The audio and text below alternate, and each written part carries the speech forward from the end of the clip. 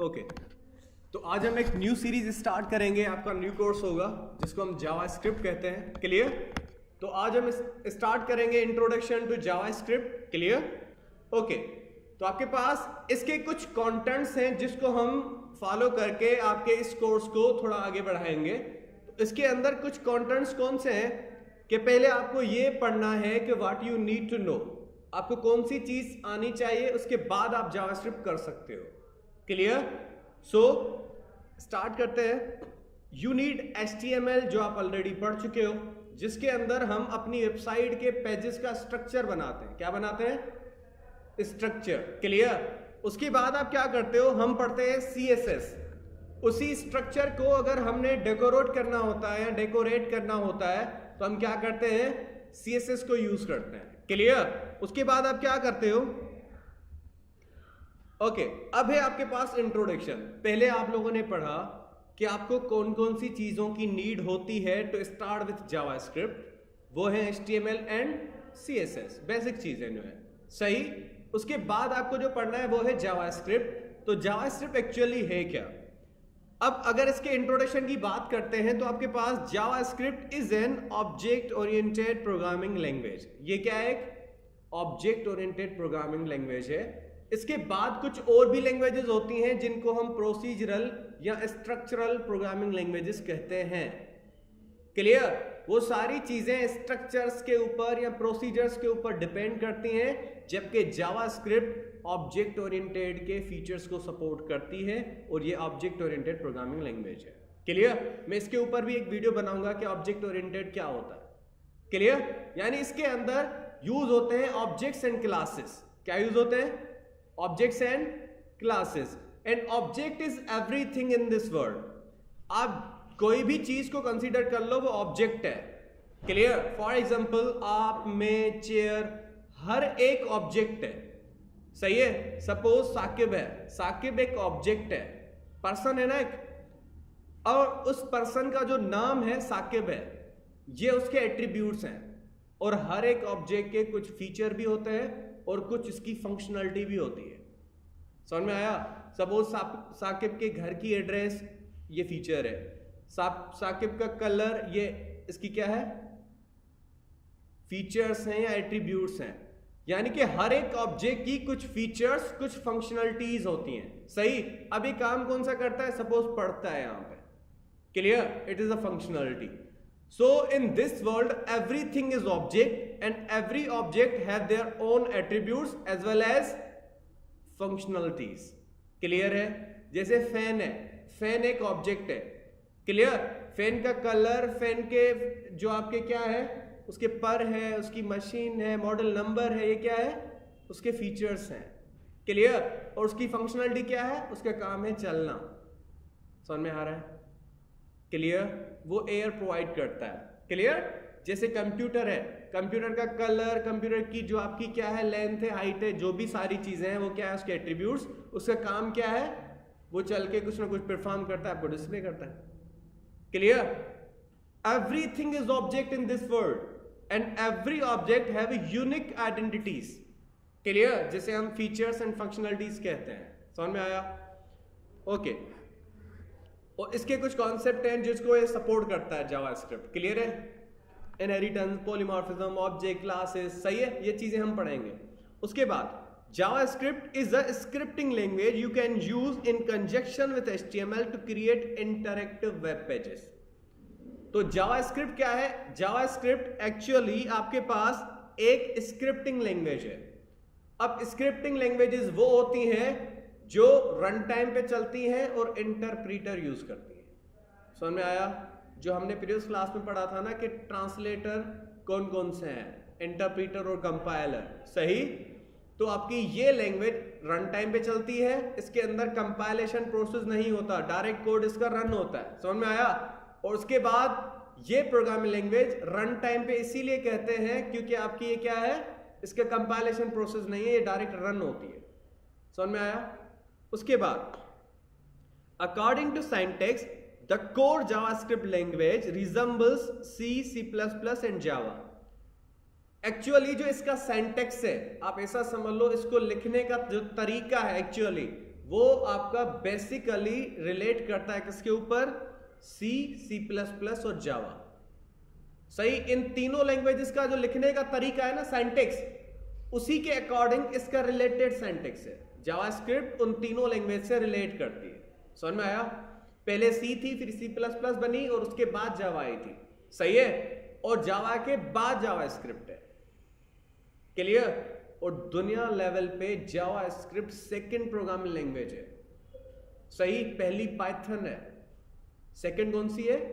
JavaScript. क्योंकि JavaScript के जो मच मोर फीचर्स हैं अभी वो बहुत अच्छे से यूज हो रहे हैं। भाई jQuery इसी जावास्क्रिप्ट की लाइब्रेरी, जेसन इसी जावास्क्रिप्ट की लाइब्रेरी।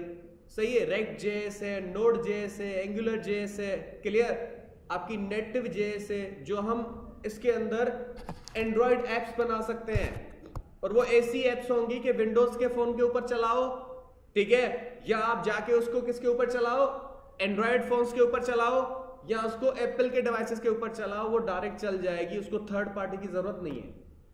अभी अगर आप एंड्रॉइड के अंदर कोई ऐप बनाओगे ना, वो सिर्फ एंड्रॉइड पे ही चलेगी। उसको अगर आप आईफोन पे चलाना चाहोगे तो उसको कुछ थर्ड पार्टी सपोर्ट चाहिए। सही, एज इट इज उसको कहीं और चलाना होगा, विंडोज के फोन के ऊपर चलाना होगा तो फिर से थर्ड पार्टी चाहिए। जबकि React.js के अंदर जो आपके न्यू फीचर हैं जावास्क्रिप्ट के ना, न्यू लाइब्रेरीज है, उनके अंदर अगर आप काम करते हो तो वो एप्स ऐसी होती हैं कि किसी भी प्लेटफॉर्म पे चला दो वो ऑटोमेटिक चल जाएंगी, उनको थर्ड पार्टी की जरूरत नहीं है। समझ में आया?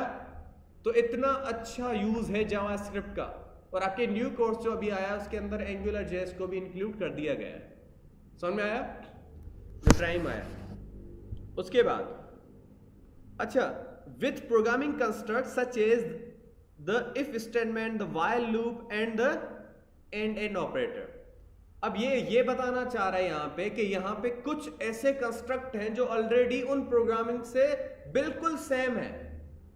सही, जो आपका C++ जावा के अंदर कंस्ट्रक्ट है, सपोज वहां पे इफ स्टेटमेंट पढ़ते हैं, लूप पढ़ते हैं, एंड ऑपरेटर पढ़ते हैं, वो एज इट इज चीजें यहां पे भी है, सेम है। सही, कुछ चीजें नहीं है। समझ में आया? उसके बाद JavaScript is a loosely typed language which means that variables do not to have a type specified. अब इसका मकसद क्या है? सपोज अगर मैं बात करना चाहूं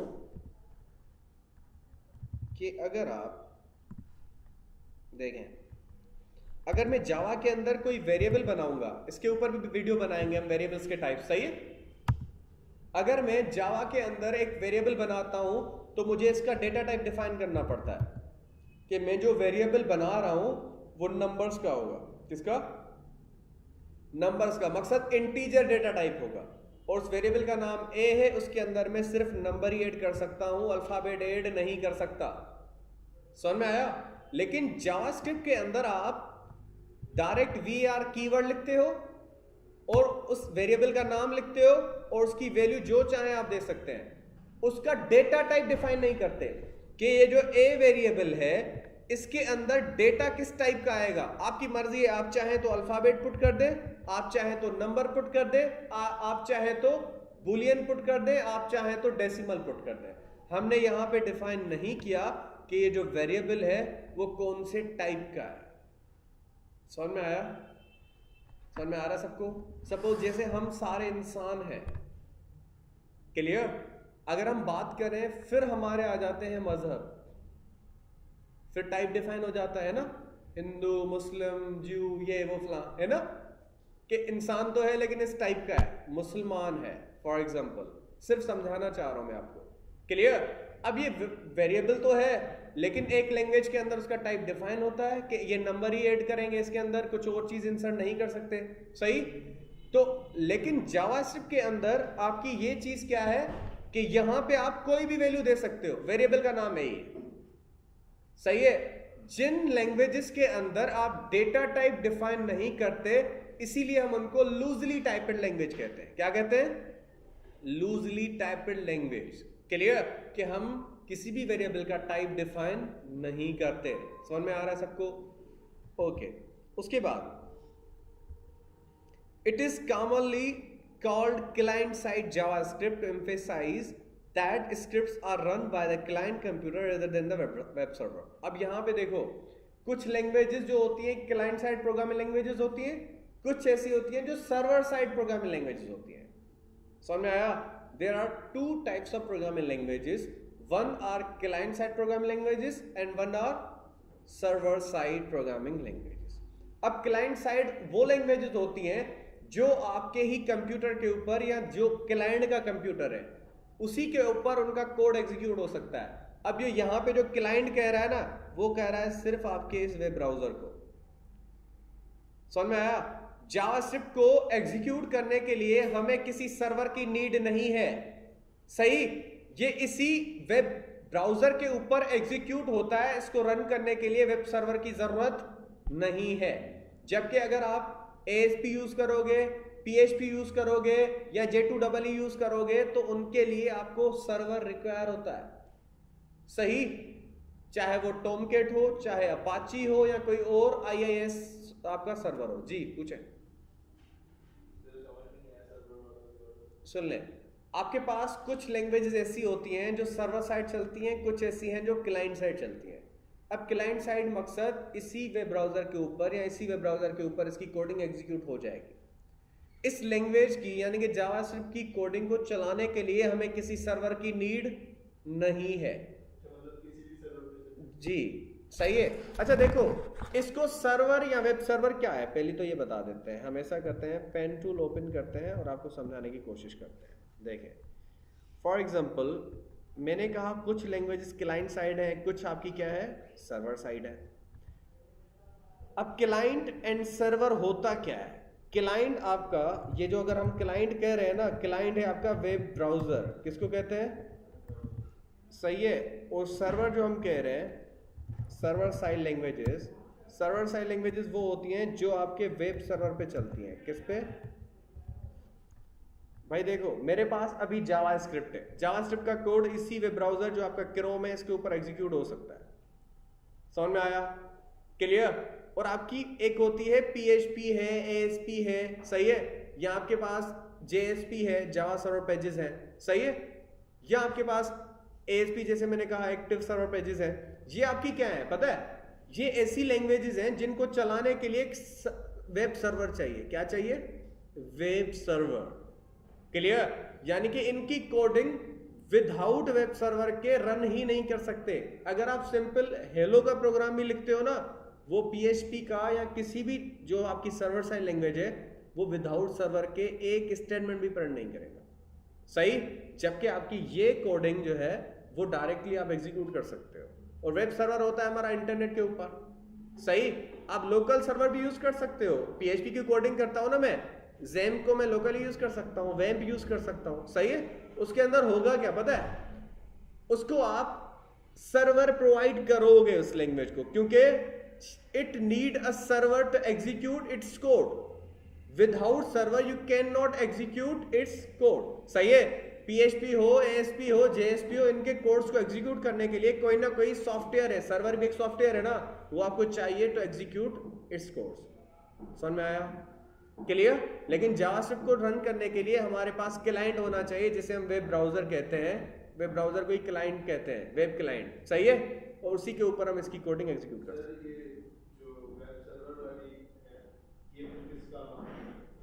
ये देखो, सर्वर साइड आपकी वो चीजें होती हैं जो ज्यादा सिक्योर होती हैं. जावास्क्रिप्ट का कोड वेब ब्राउजर के ऊपर शो हो सकता है. सही है? वो ज्यादा सिक्योर नहीं है. लेकिन सर्वर साइड लैंग्वेजेस का कोड आपको शो नहीं होता वेब ब्राउजर के ऊपर. समझ में आया?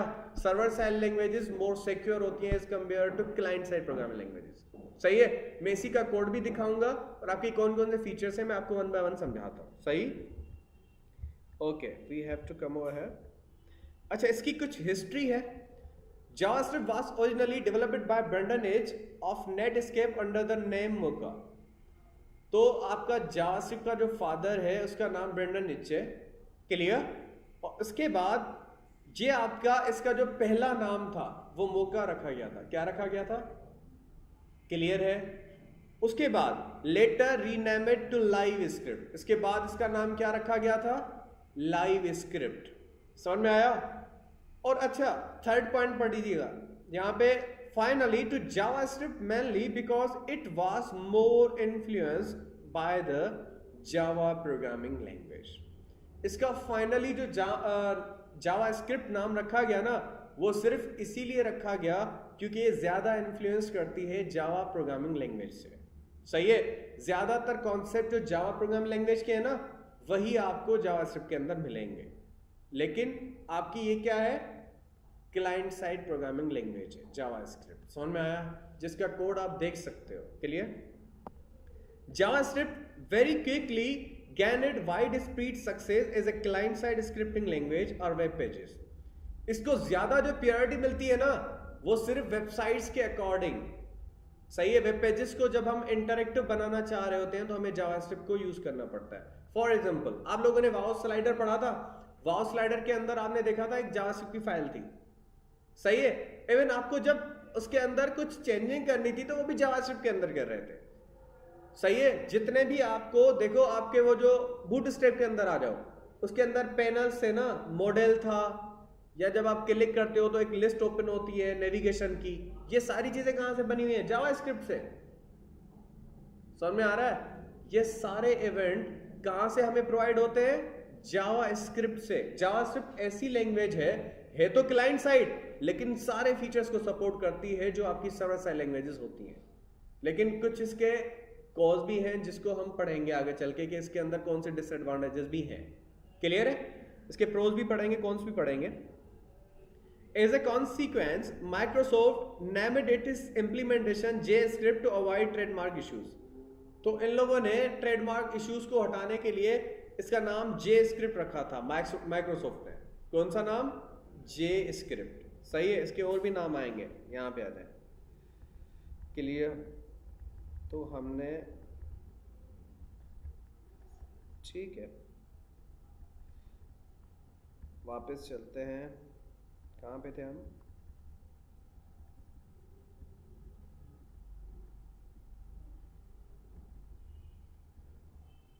ठीक है, यहाँ पे थे हम।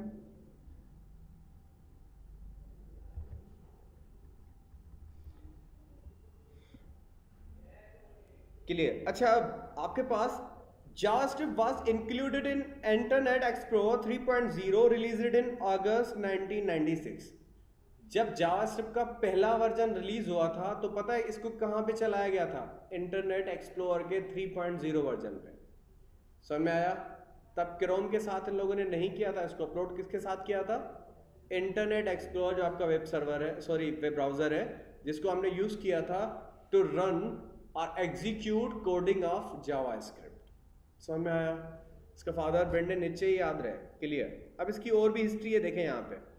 1995 के अंदर इसका नाम क्या था? Live script. उसके बाद 1996 के अंदर जावास्क्रिप्ट और नेटस्केप ने दिया था इसका नाम। सही है?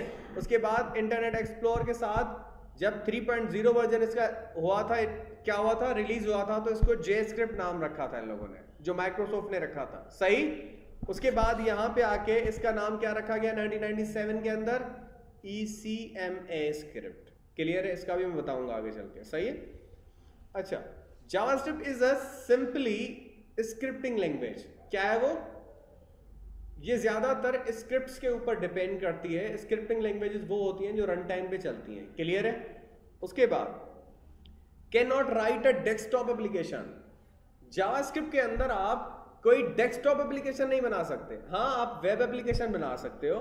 वेब एप्लीकेशन के साथ हम इसको इंक्लूड कर सकते हैं, एम्बेड कर सकते हैं। सही है? लेकिन इसके अंदर कोई ऐसी एप्लीकेशन नहीं बन सकती कि आप बनाओ और उसको अपने ही सिस्टम के ऊपर इंस्टॉल करके चलाओ जैसे आप अदर एप्लीकेशंस करते हो। जैसे मैंने माइक्रोसॉफ्ट ऑफिस के वर्जन से इंस्टॉल करके चला रहा हूँ, वो डेस्कटॉप एप्लीकेशन है ना। VLC प्लेयर डेस्कटॉप एप्लीकेशन है।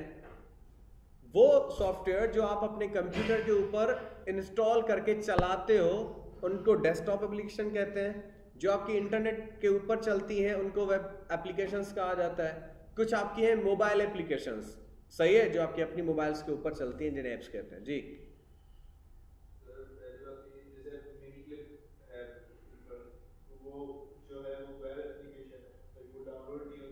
कौन सी? हाँ, देखें अब जावा हो, सी हो, सी प्लस प्लस हो, कोई भी लैंग्वेज हो, सही है, वो लैंग्वेज है, उसके अंदर हम सॉफ्टवेयर बनाते हैं, बात खत्म। अब कौन सी लैंग्वेज यूज करके आप सॉफ्टवेयर बनाते हो, इट्स अप टू यू। जब यूजर आएगा आपको ये कहेगा कि मुझे ये सॉफ्टवेयर चाहिए, वो आपकी मर्जी है। हाँ, अगर वो प्रायोरिटी देता है कि ये प्रोग्रामिंग लैंग्वेज अच्छी है, मुझे इसके अंदर ही चाहिए, तो आपकी मर्जी है, बना लो। वरना वही सॉफ्टवेयर आपका सी के अंदर भी बन सकता है, सी प्लस प्लस के अंदर भी बन सकता है, जावा के अंदर भी बन सकता है। लेकिन कुछ लैंग्वेजेस ऐसी हैं जिनके ऊपर हम सिर्फ डेस्कटॉप एप्लीकेशन ही बना सकते हैं, कुछ ऐसी हैं जिनके ऊपर डेस्कटॉप भी बन सकता है, वेबसाइट भी बन सकती है, और आपकी मोबाइल ऐप भी बन सकती है। JavaScript is limited. जावास्क्रिप्ट क्या है, एक लिमिटेड है। अब इसका मैं अगर समझाना चाहूं, लिमिटेड जावास्क्रिप्ट आपकी लिमिटेड प्रोग्रामिंग लैंग्वेज है, इसके अंदर ऑल फीचर्स नहीं है, ऑल फीचर्स नहीं है, एक लिमिट तक इसके फीचर्स हैं, और आपकी कुछ फीचर्स को ये सपोर्ट नहीं करती। वो कौन से हैं? Can not access local files directly. आपके कंप्यूटर्स के ऊपर जो लोकल फाइल पड़े हैं ना, इनको ये डायरेक्टली एक्सेस नहीं करती, इसको एक थर्ड पार्टी चाहिए, उसके बाद ये कर सकती है। समझ में आया कि डायरेक्ट जो आपके लोकल फाइल्स आपके सिस्टम पे पड़े हैं, उनको ये डायरेक्टली एक्सेस नहीं करती, इसको कुछ थर्ड पार्टी रिक्वायर है टू एक्सेस दोस फाइल्स। उसके बाद can not directly access database. जब भी हम कोई प्रोग्रामिंग लैंग्वेज यूज करते हैं तो हम क्या करते हैं, उसको कनेक्ट करवाते हैं डेटाबेस के साथ, ताकि हम जितनी भी चीजें परफॉर्म करवाएं वो हमारे डेटाबेसेस के अंदर स्टोर हो, और वहां से हम उठा के फिर यूजर्स को डिजाइन के ऊपर शो भी करवाएं। समझ में आया? तो उस लिहाज से अगर देखा जाए तो आपकी जावास्क्रिप्ट डायरेक्टली कनेक्ट नहीं होती डेटाबेस के साथ। समझ में आया? जैसे अदर प्रोग्रामिंग लैंग्वेजेस होती हैं, सही। तो यहां पे कनेक्ट करवाने के लिए आपको कुछ थर्ड पार्टी रिक्वायर होगी। यहां पे भी कैन नॉट एक्सेस हार्डवेयर, ये आपके हार्डवेयर को एक्सेस नहीं कर सकती। समझ में आया? सपोज कोई बायोमेट्रिक सिस्टम हो गया, उसके अंदर बायोमेट्रिक की डिवाइस आती है ना, इसको ये एक्सेस नहीं करती, ना किसी यूएसबी के अंदर यूएसबी को एक्सेस करती है। अगर कोई ऐसी एप्लीकेशन बनाई है जो प्रोग्रामिंग के अकॉर्डिंग है, और कौन सी प्रोग्रामिंग? जावास्क्रिप्ट प्रोग्रामिंग, सही। तो इसके अंदर जो एप्लीकेशन बनी होगी वो ना यूएसबी या हार्डवेयर किसी भी टाइप के को सपोर्ट नहीं करती। समझ में आया? उसके बाद JavaScript was designed to manipulate web pages. ये सिर्फ बनाई गई है वेब पेजेस के अकॉर्डिंग, वेबसाइट्स के अकॉर्डिंग, सही है ना। इसके अंदर आप डेस्कटॉप एप्लीकेशन बना सकते हो ना कुछ। हाँ, इसके अंदर मोबाइल एप्लीकेशंस बना सकते हैं, लेकिन इसके कुछ और वर्जन हैं जिसके अंदर, सही है, वेबसाइट्स के लिए यूज होती है। मोबाइल एप्लीकेशन के लिए हम इसके न्यू वर्जन जो रेक्ट है, नेटिव है, उसको यूज कर सकते हैं। लेकिन आपके इस वर्जन के अंदर जो बेसिक है जावास्क्रिप्ट का, इसके अंदर हम डेस्कटॉप एप्लीकेशंस या वो न्यू वर्जन्स के अंदर भी डेस्कटॉप एप्लीकेशंस नहीं बना सकते। समझ में आया सबको? क्लियर? उसके बाद देखें यहाँ पे एक यूजर का आपका यहाँ पे क्या है, एक यूजर का आपके पास कंप्यूटर है, और उसी यूजर के कंप्यूटर के अकॉर्डिंग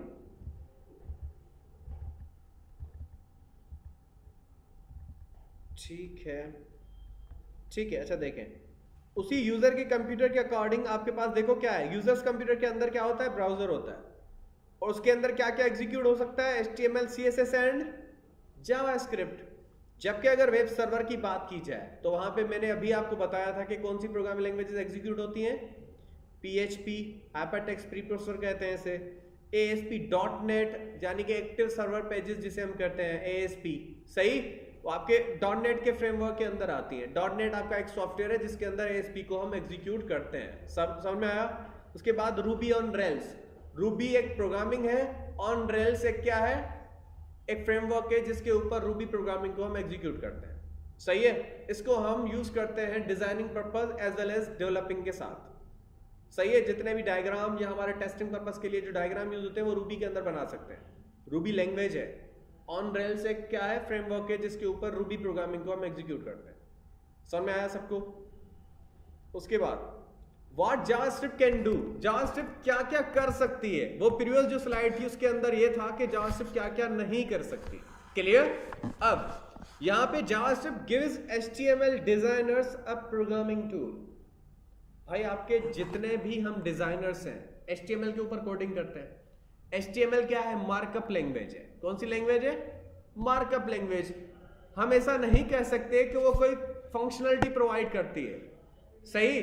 जबकि CSS को भी देखा जाए तो वो भी आपको कोई फंक्शनलिटी परफॉर्म नहीं करवाती, वो सिर्फ डिजाइनिंग पर्पस के लिए है, सही। उसी डिजाइनिंग पर्पस को अगर आप चाहते हो कोई फंक्शनलिटी परफॉर्म करवाए, फॉर एग्जांपल क्या आपने HTML और CSS के थ्रू एक कैलकुलेटर डिजाइन कर लिया डिजाइन, लेकिन आप चाहते हो मुझे सर्वर साइड नहीं, एक क्लाइंट साइड ऐसी प्रोग्रामिंग लैंग्वेज चाहिए कि मैं इसी कैलकुलेटर को फंक्शनलिटी परफॉर्म करवाऊं। यानी कि जब हम इसके ऊपर 2+2 करें या एडिशन, सब्ट्रैक्शन, डिवीजन कुछ भी करें तो परफॉर्म करे, तो उसके लिए JavaScript is the best option. समझ में आया कि HTML के जितने भी डिजाइनर्स हैं उनको प्रोग्रामिंग टूल अगर यूज करना है तो JavaScript is a basic and fundamental tool to use programming tool. समझ में आया? क्लियर? ताकि हम उसी आपकी जो डिजाइन की ही एक वेबसाइट है उसको फंक्शनलिटी परफॉर्म करवाएं। समझ में आया? तो अभी देखो आपने HTML के अंदर कोई बटन्स वगैरह बनाए हैं, क्लिक करते हो कोई फंक्शनलिटी होती है? नहीं होती, लेकिन अभी फंक्शनलिटी होगी। समझ में आया सबको? Okay. JavaScript can put dynamic text into the HTML page. भाई देखो, एक सिंपल सा आपके पास पैराग्राफ है, लेकिन एम्प्टी पैराग्राफ है। मैं चाहता हूं मैं किसी बटन के ऊपर एक मेरे पास टेक्स्ट बॉक्स हो, क्या हो, मैं आपको अगर पेन टूल के ऊपर समझा सकूं, ये हम प्रैक्टिकली करेंगे, डोंट वरी। समझ में आया? सपोज मेरे पास ये एक पैराग्राफ है जो एम्प्टी है, इसके अंदर मैंने कुछ भी नहीं लिखा, सही। मेरे पास एक टेक्स्ट बॉक्स है, टेक्स्ट बॉक्सेस पढ़े थे या टेक्स्ट एरिया पढ़ा था? टेक्स्ट एरिया पढ़ा था। मैं चाहता हूं कि मैं जब टेक्स्ट एरिया के ऊपर क्लिक करूं, ये एक बटन है, ये क्या है? बटन है। मैं चाहता हूं मैं इसके अंदर जितना भी टेक्स्ट लिखता हूं, सही। टेक्स्ट लिखने के बाद जैसे ही मैं इस बटन के ऊपर क्लिक करूं तो ये टेक्स्ट कहां पे एडिट हो जाए या इंसर्ट हो जाए? इस खाली पैराग्राफ के अंदर। समझ में आया? क्लियर? कि मैं किसी इनपुट के अंदर कोई डेटा लिखूं, जैसे बटन के ऊपर क्लिक करूं तो ऑटोमेटिक यहां पे ऐड हो जाए।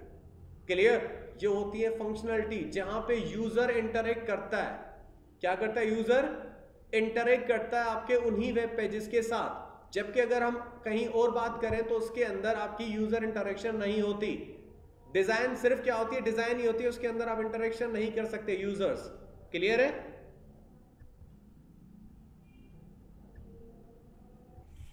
अच्छा, उसके बाद आपके पास क्या है कि JavaScript can react to events. इसका मकसद ये है कि आपके पास जब भी आप जावास्क्रिप्ट के अंदर कोई प्रोग्रामिंग अप्लाई करते हो किसी HTML के स्ट्रक्चर के ऊपर, सही है, तो ये आपके किसी क्लिक को क्या करती है?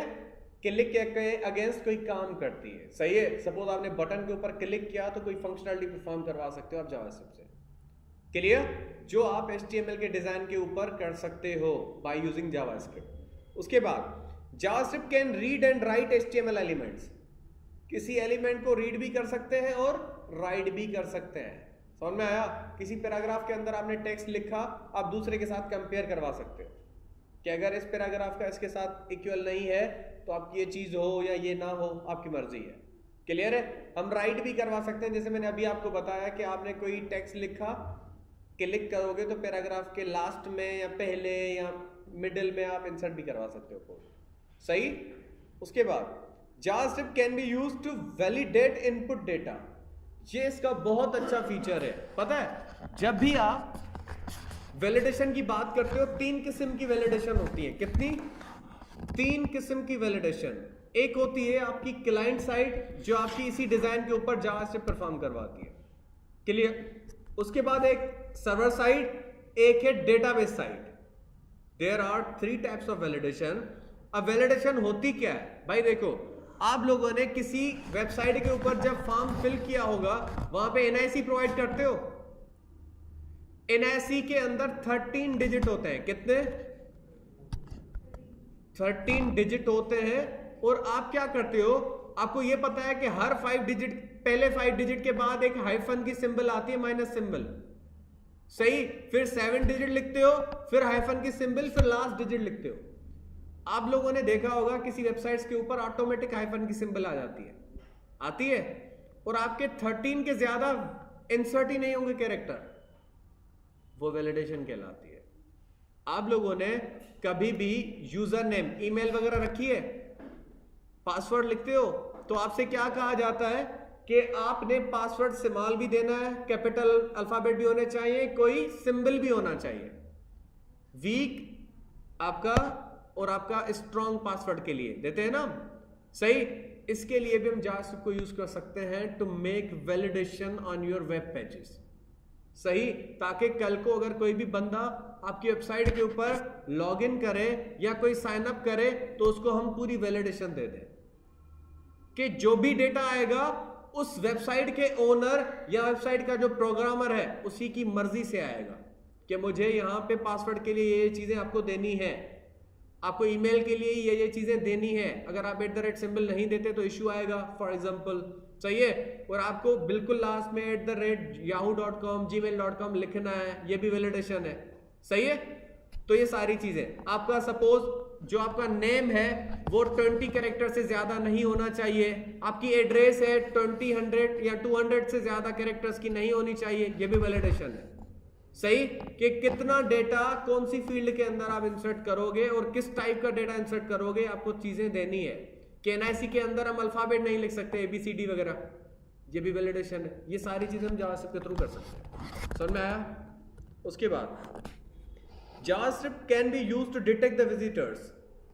जावास्क्रिप्ट आप इस पर्पस के लिए भी यूज कर सकते हो कि आपके वेबसाइट के ऊपर कितने यूजर विजिट करते हैं, विजिटर्स फाइंड करते हैं ना हम अपनी वेबसाइट के, उसके लिए भी यूज कर सकते हैं जावास्क्रिप्ट को।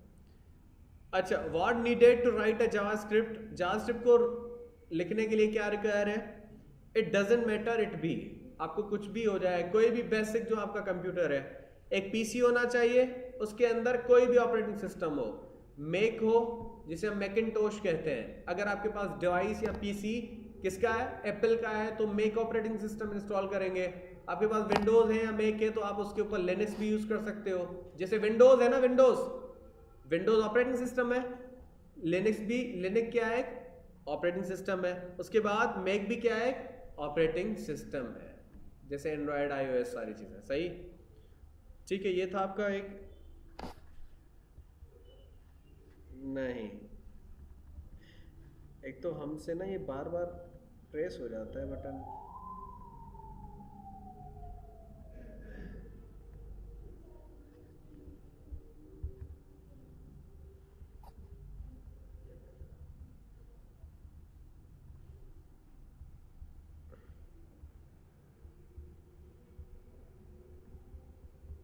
ये था आपके पास, मैंने कहा था ना इसके अंदर हम कभी भी कंप्लीट नहीं कर पाते, ठीक है।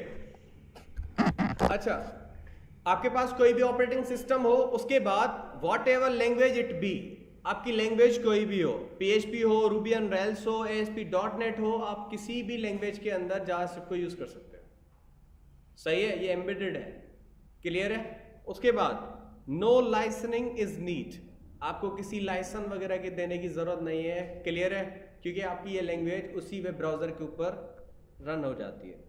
सम एप्लीकेशन में भी हेल्प इन राइटिंग कोड, आपको कोई एडिटर चाहिए, जैसे ड्रीमवीवर है, नोटपैड है, नोटपैड प्लस है, सबलाइम है, बहुत सारे आपके एडिटर हैं, किसी को भी यूज करके आप इसकी कोडिंग कर सकते हो, क्लियर। उसके बाद आपके पास क्या होना चाहिए, how and where to place JavaScript. अब जावास्क्रिप्ट को कहां पे लिखना है आपको, सही है।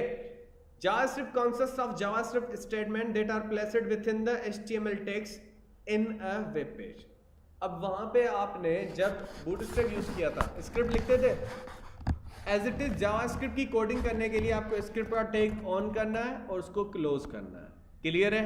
इन दोनों HTML के टैग्स के अंदर स्क्रिप्ट टैग HTML का है, किसका है ये, स्क्रिप्ट टैग HTML का है। जैसे स्टाइल टैग CSS का HTML का था, उसके अंदर CSS लिखते थे, ऐसे ही था।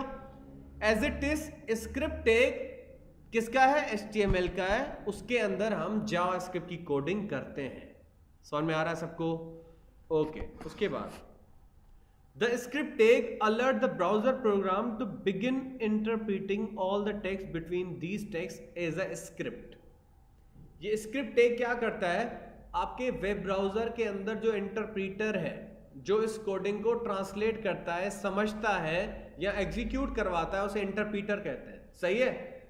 उसको ये पॉइंट करता है कि स्क्रिप्ट टेक्स्ट जो है इसके अंदर मैं जावास्क्रिप्ट लिख रहा हूं, आपको यहां से कोडिंग को एग्जीक्यूट करना है या उसको रीड करना है, सही है। स्क्रिप्ट टैग सिर्फ आपके वेब ब्राउजर के अंदर उस इंटरप्रीटर को पॉइंट करता है कि इसके बाद जावास्क्रिप्ट की कोडिंग है, इसको आपने रीड करना है। समझ में आ रहा है सबको? क्लियर है? दोनों स्क्रिप्ट स्टार्ट और एंड के अंदर जावास्क्रिप्ट लिखते हैं तो आपको ऑटोमेटिक वेब ब्राउजर समझ जाएगा कि इसके अंदर जावास्क्रिप्ट है। क्लियर? उसके बाद the script tag takes two important attributes. Script tag दो इंपॉर्टेंट एट्रीब्यूट्स लेता है। कौन से? लैंग्वेज, एक एट्रीब्यूट लैंग्वेज देते हैं हम। कौन सी? Language. This attribute specifies what scripting language you are using, क्योंकि जेस्क्रिप्ट भी है, जावास्क्रिप्ट है, ECMA स्क्रिप्ट है ना, तो कौन सा वर्जन यूज कर रहे हो आप? क्लियर? उसके बाद typically it is value will be JavaScript. आपको क्या देना है उसकी वैल्यू के अंदर? जावास्क्रिप्ट लिखना है। समझ में आया? क्लियर? उसके बाद टाइप, आप टाइप भी डिफाइन करते हो, जैसे हम करते थे ना text upon CSS, as it is आपको यहां पे क्या बताना है? Text upon JavaScript. सही है? ये भी एट्रीब्यूट है। टैग है स्क्रिप्ट, उसके बाद हम जो भी लिखते हैं एट्रीब्यूट होते हैं। क्लियर है? ठीक है। अब ये आपका यहां पे कुछ चीजें हैं जो आपको बता रहा है। अच्छा, how and where to place JavaScript, कहां पे आपको प्लेस करना है? You can place script tag in, कहां पे कर सकते हैं? हेड सेक्शन के अंदर कर सकते हो आप चाहें तो बॉडी सेक्शन के अंदर भी कर सकते हैं, आपकी मर्जी है। स्क्रिप्ट को आप हेड सेक्शन के अंदर स्टार्ट कर लो, बॉडी के अंदर स्टार्ट कर लो, आपकी मर्जी है। समझ में आया? अब the browser interpret from top to bottom and head section is read first then the body, so will do same script work with then will show up content of body. अच्छा देखें यहां पे, अगर मैं हेड सेक्शन के अंदर JavaScript का script tag open करके उसके अंदर कोडिंग करता हूं और उसके नीचे आके फिर से बॉडी सेक्शन के अंदर स्क्रिप्ट का टैग स्टार्ट करके क्लोज करके कोडिंग करता हूं, तो आप कर सकते हैं। सही है? लेकिन पहले कौन सी? हेड सेक्शन वाली कोडिंग एग्जीक्यूट होगी, क्योंकि कोड एग्जीक्यूट होता है टॉप टू बॉटम। ऐसा ही है ना? मैं ऐसा करता हूं, ड्रीमवीवर ऑन करते हैं और कोडिंग को एग्जीक्यूट करवा ही देते हैं। सही है? आपने उसी HTML के अंदर ही जाना है। अभी हम इसकी एक्सटर्नल फाइल नहीं बना रहे। ड्रीमवीवर ऑन करें, HTML के अंदर जाएं, सही। अब यहां पे आके सपोज मैं जो हेड सेक्शन ओपन हो रहा है और क्लोज हो रहा है यहां पे, ठीक है, इन दोनों टेक्स्ट के बीच में देखें, हेड सेक्शन क्लोज होने से पहले स्क्रिप्ट टैग को ऑन करता हूं और इसी को यहां पे आके क्लोज कर देता हूं। समझ में आया? मैं यहां पे अलर्ट करवाता हूं। अलर्ट एक आपका टैग है जो आउटपुट शो करता है। मैं कह देता हूं कि कोडिंग इन कौन से हेड सेक्शन, हमें पता चले कि कौन सी कोडिंग पहले एग्जीक्यूट हो रही है, बॉडी की या हेड की। समझ में आ रहा है? कॉपी करते हैं और बॉडी के अंदर मैं यहां पे इसको पेस्ट करता हूं और यहां पे लिख देता हूं कोडिंग इन बॉडी सेक्शन। आपको पता है स्क्रिप्ट टैग को ऑन करते हैं और उसको क्लोज करते हैं, उसके बीच में हम जावास्क्रिप्ट की कोडिंग करते हैं। समझ में आया?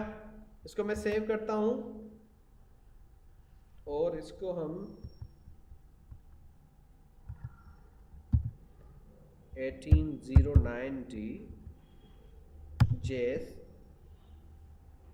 ठीक है, सेव करते हैं, एग्जीक्यूट करते हैं। ठीक है, एग्जीक्यूट करते हैं तो देखिए पहले कौन सा आपको आया मैसेज? अलर्ट आ रहा है। अलर्ट जावास्क्रिप्ट के थ्रू क्या आ रहा है? Coding in head section. समझ में आ रहा है? अब मैं जैसे इसको ओके करूंगा तो फिर आएगा कोडिंग इन बॉडी सेक्शन। मैंने दो अलर्ट करवाए थे ना। समझ में आ रहा है? तो ये आपकी जावास्क्रिप्ट की कोडिंग है। पहले हेड सेक्शन होगा एग्जीक्यूट, फिर क्या होगा? Body section. क्लियर? क्योंकि टॉप टू बॉटम आपकी कोड की एग्जीक्यूशन होती है, या हम कोड को रीड करवाते हैं top to bottom. Clear? Okay, उसके बाद आपके पास, अच्छा अब देखो ऐसे अगर आप लिखोगे तो पहले जो टॉप से बॉटम की तरफ आएगी पहले वो एग्जीक्यूट होगी, फिर सेकंड, फिर थर्ड, जैसे भी आप स्क्रिप्ट लगाते जाओ और जितने चाहो लगा सकते हो। जरूरी नहीं है कि एक बार आपने स्टाइल लिख दिया तो दूसरी बार नहीं लिख सकते। सही है? आपकी मर्जी है। एक तो आप जहां पे दिल करे HTML के अंदर कहीं पे भी स्क्रिप्ट ओपन करके काम कर सकते हो, दूसरा आप जितने स्क्रिप्ट चाहे ओपन करके क्लोज करके काम कर सकते हो, इट्स अप टू यू। समझ में आया? ओके। अच्छा, अब अगर मैं किसी एक्सटर्नल फाइल को, देखो भाई आपने, मैंने अभी कोडिंग की थी, यहां पे देखें, एक हेड सेक्शन के अंदर स्क्रिप्ट एक ऑन किया था, उसके अंदर जावास्क्रिप्ट की कोडिंग की, फिर मैंने एक बॉडी सेक्शन के अंदर किया। मैं जितने चाहूँ ये स्क्रिप्ट बना सकता हूँ, यहाँ पे भी बना सकता हूँ, ठीक है, नीचे आके यहाँ पे भी स्क्रिप्ट बना सकता हूँ, क्लियर है? लेकिन ओपन करना क्लोज करना जरूरी है। अच्छा, यहाँ पे एक दो एट्रीब्यूट उसने बताए थे कि एक था लैंग्वेज जिसके अंदर आपको क्या देना है, जावास्क्रिप्ट, एक था टाइप जिसके अंदर आपने देना है टेक्स्ट अपॉन जावास्क्रिप्ट। कौन सी? क्लियर है? समझ में आ रहा है? ये आपको देने हैं, और आप जो पहले कोडिंग लिखते हो पहले आउटपुट में वो आएगी। क्लियर? क्योंकि हमारी कोड की एग्जीक्यूशन टॉप टू बॉटम होती है। क्लियर?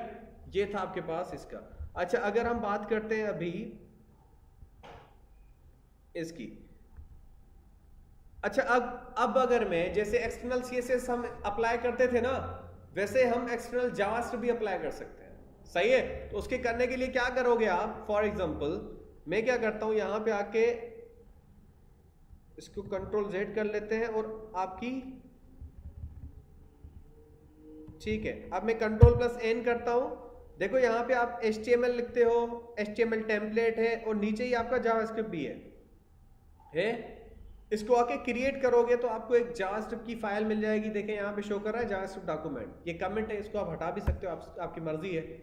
सही है? मैं यहाँ पे आके कोड करता हूँ जावास्क्रिप्ट का, वही लिख देता हूँ अलर्ट, इसके अंदर लिखता हूँ कि एक्सटर्नल जावास्क्रिप्ट। अब ये फाइल मैं वहां पे कॉल करूंगा, जैसे हम अलग से CSS सेव करते थे, उसको कॉल करते थे ना, एज इट इज अलग से जावास्क्रिप्ट आप बना के सेव करो और उसको कॉल कर दो, जैसे बूटस्ट्रैप के अंदर आप कॉल करते थे। समझ में आया? इसको मैं सेव करता हूं, एक्सटर्नल नाम रख देते हैं इसका, और फिर आप आ जाएं यहाँ पे HTML के अंदर। मुझे यहाँ पे कॉल करना है ना, मैं हेड के अंदर आके लिखूंगा जैसे आप वहां पे करते थे स्क्रिप्ट, फिर लिखते थे src। सही है? यहां से आगे ब्राउज करवा देंगे। कौन सी फाइल थी? external.js। बात खत्म। अब एक पेयर टैग है तो स्क्रिप्ट को क्लोज भी करना है। समझ में आ रहा है? इसको सेव करें, एग्जीक्यूट करें, अब देखें एग्जीक्यूट हो रहा है वो कोड, external.js लिखा हुआ। समझ में आ रहा है कि आप अलग से फाइल सेव करके उसको इंक्लूड भी करवा सकते हो HTML के अंदर। समझ में आया? ओके जी। उसके बाद क्या है आपके पास? अच्छा, white spaces and line breaks, JavaScript ignore spaces, tabs, new lines. भाई देखो जावास्क्रिप्ट जो है आपकी, इन स्पेसेस जितने भी दे दो, सही है, या आप जितने भी टैब्स देते हो या जितने भी न्यू लाइंस देते हो, एंटर करते हैं ना हम, वो आउटपुट पे कोई इफेक्ट नहीं लाते, जैसे HTML नहीं लाता था ना।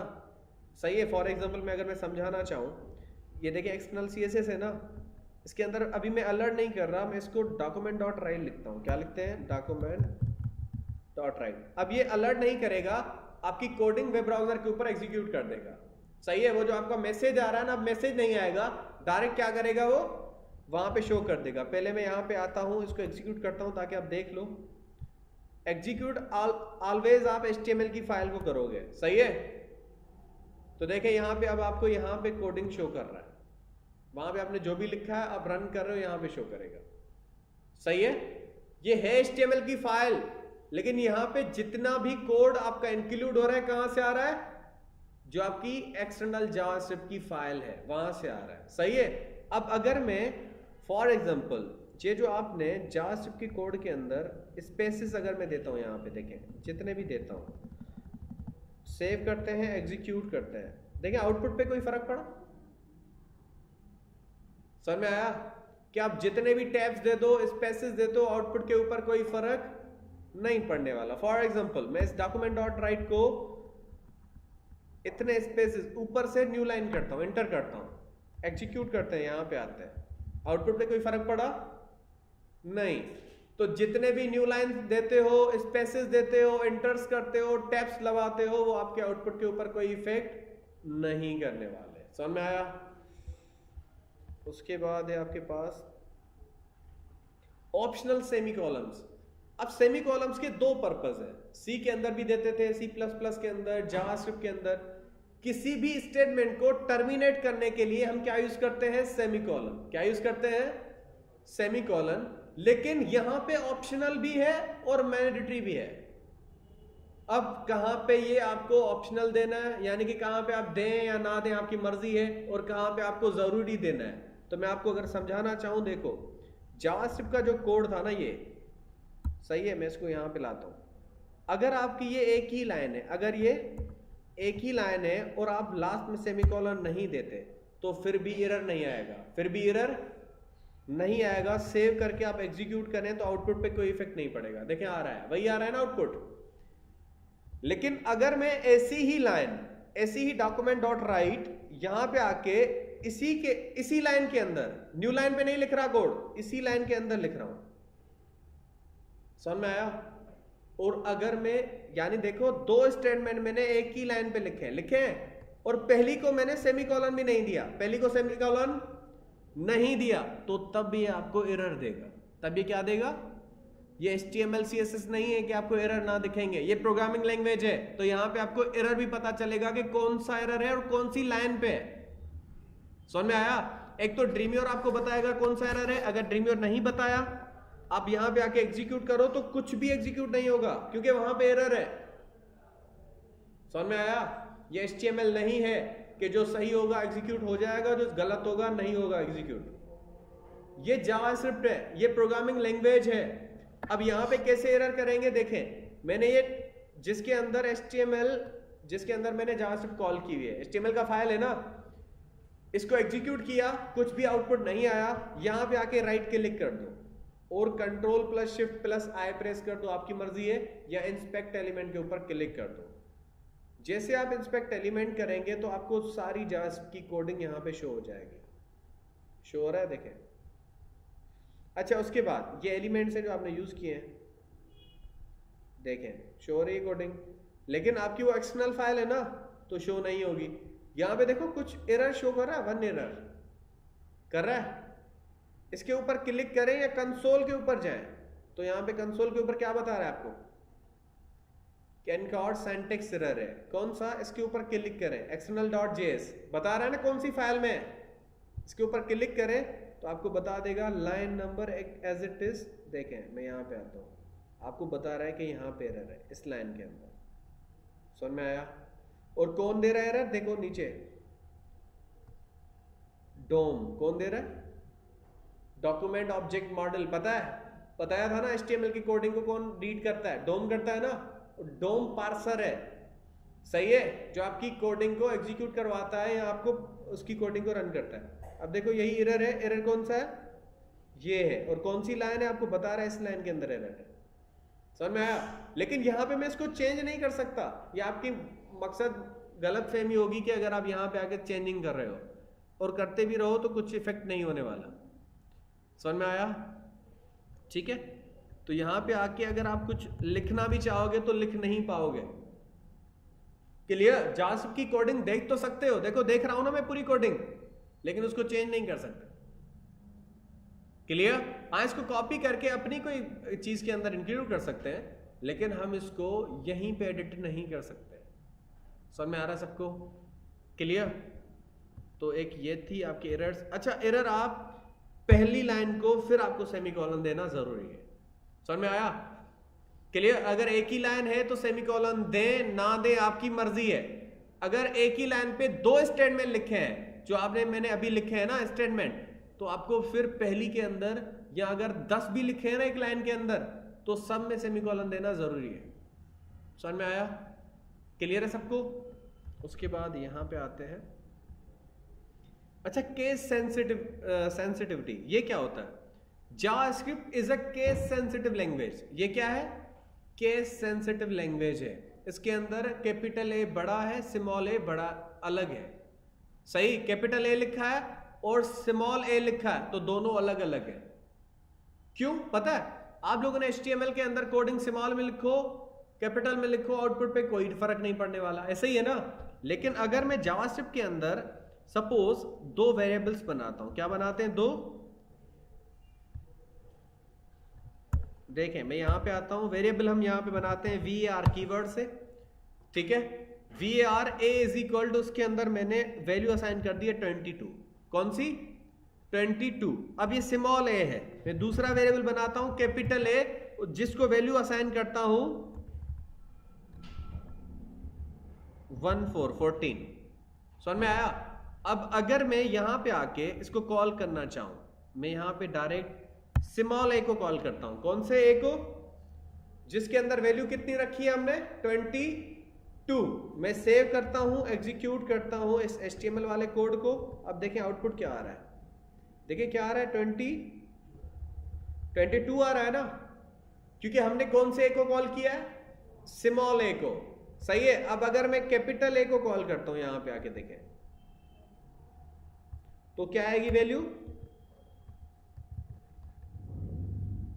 14 आएगी। पता है क्यों, उसके लिए कैपिटल और स्मॉल दोनों अलग है, समझ में आया। ऐसी लैंग्वेजेस जिसके अंदर आप समझो कि केस सेंसिटिव है, केस सेंसिटिव मकसद उसके अंदर स्मॉल a लिखते हो और कैपिटल A लिखते हो तो वो दोनों उसके लिए अलग है। कुछ ऐसी लैंग्वेजेस होती है जैसे HTML है, HTML के अंदर अगर आप बॉडी टैग स्मॉल में लिखो या कैपिटल में लिखो आउटपुट पे कोई फर्क नहीं पड़ने वाला, लेकिन जावास्क्रिप्ट के अंदर आउटपुट पे फर्क पड़ेगा। स्मॉल चीज अलग है, कैपिटल अलग है, समझ में आया। इसको हम कहते हैं केस सेंसिटिव लैंग्वेजेस, जो आपके स्मॉल और कैपिटल केस को मेंशन करती हैं। अगर हम बात करते हैं उन केसेस को जो स्मॉल और कैपिटल को एक्सेस नहीं करती या उनको नहीं करती प्रेफर, जैसे HTML है, तो आपकी वो क्या है, केस इनसेंसिटिव लैंग्वेज है। क्या है वो, केस इनसेंसिटिव लैंग्वेज है, सही। उसके बाद आपके पास क्या है, कमेंट्स इन जावास्क्रिप्ट। भाई देखो यहाँ पे वही कमेंट्स का स्टाइल फॉलो होता है जो C और C++ के अंदर होता है, जो हम /2 टाइम देते हैं, इसके थ्रू हम कमेंट दे सकते हैं। और आपके ये सिंगल लाइन कमेंट भी होते हैं, मल्टीपल लाइन कमेंट भी होते हैं। तो सिंगल लाइन कमेंट कौन से होते हैं देख ले यहाँ पे। अब अगर मैं सपोज जैसे HTML के अंदर कमेंट लगाते थे ना, अगर मैं यहाँ पे इस स्टेटमेंट को कमेंट करना चाह रहा हूँ एक ही लाइन को, तो यहाँ पे आके 2 टाइम // दे दूंगा, तो ये लाइन अब एग्जीक्यूट नहीं होगी, ये लिखी होगी बस, इसको जो है इंटरप्रीटर पढ़ेगा ही नहीं, क्योंकि ये कमेंट की हुई है। ये क्या की हुई है, सिर्फ रीडिंग पर्पस के लिए। अब अगर मैं इसको एग्जीक्यूट भी करता हूं तो आउटपुट पे कोई फर्क नहीं पड़ेगा, देखें आउटपुट में वो आया ही नहीं, सही है, क्लियर। अब यहां पे आते हैं, अच्छा ये तो थी सिंगल लाइन कमेंट। अगर मैं 2 लाइन को कमेंट करना चाह रहा हूं, कितनी लाइन को, सपोज मैंने यहां पे भी ये लिखा हुआ, तो आप फिर से आके यहाँ पे क्या कर दोगे, फिर से डबल लाइन लगा दोगे, है ना, // तो बेहतर ये नहीं है, बेहतर ये होगा कि आप मल्टीपल लाइन कमेंट्स यूज करो, जो होती है // स्टेरिक, // दे दी, स्टेरिक दे दिया, और नीचे आके जितनी भी लाइन हो, 1000 लाइन ही क्यों ना हो ना, आप उनको क्या करो, पहले // दे के स्टेरिक दे के जितनी भी लाइन्स हैं, फिर जाके पहले स्टेरिक // दे दो, तो सारा कोड कमिट हो जाएगा, आउटपुट में नहीं आएगा। समझ में आया। हम ऐसे जावास्क्रिप्ट के अंदर मल्टीपल लाइंस और सिंगल लाइन कमिट्स दे सकते हैं। मल्टीपल यानी कि ज्यादा लाइंस उसके अंदर होंगी कमिट्स के अंदर, और सिंगल लाइन जो आपके 2 टाइम // के साथ आप देते हो, सही है। अच्छा यहां पे ऐसा टैग है नो स्क्रिप्ट टैग, कौन सा, नो स्क्रिप्ट टैग। अच्छा इसको नेक्स्ट में करते हैं, वीडियोस बहुत ही लंबा हो जाएगा, क्लियर है।